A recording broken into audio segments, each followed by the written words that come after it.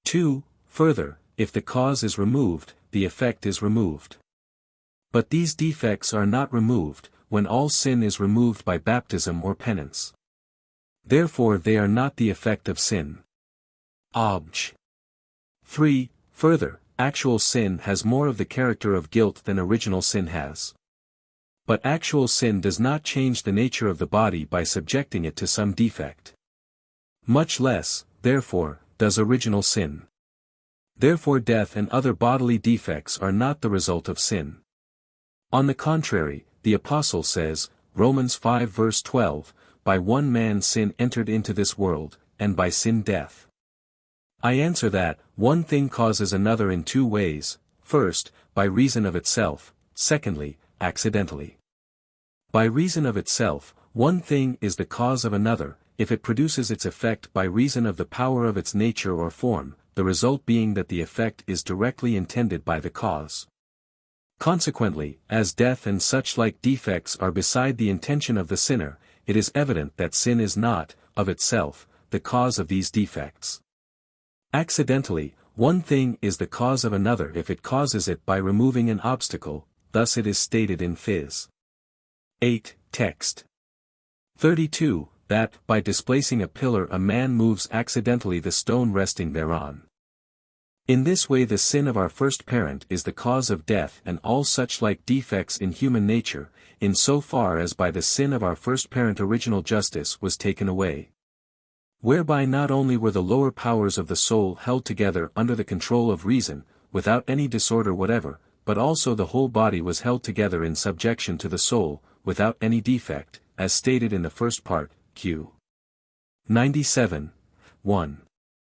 Wherefore, original justice being forfeited through the sin of our first parent, just as human nature was stricken in the soul by the disorder among the powers, as stated above, 3, 82 Quetzales, a. 3, so also it became subject to corruption, by reason of disorder in the body. Now the withdrawal of original justice has the character of punishment, even as the withdrawal of grace has. Consequently, death and all consequent bodily defects are punishments of original sin. And although the defects are not intended by the sinner, nevertheless they are ordered according to the justice of God who inflicts them as punishments. Reply Obj. 1. Causes that produce their effects of themselves, if equal, produce equal effects, for if such causes be increased or diminished, the effect is increased or diminished. But equal causes of an obstacle being removed, do not point to equal effects. For supposing a man employs equal force in displacing two columns, it does not follow that the movements of the stones resting on them will be equal. But that one will move with greater velocity, which has the greater weight according to the property of its nature, to which it is left when the obstacle to its falling is removed.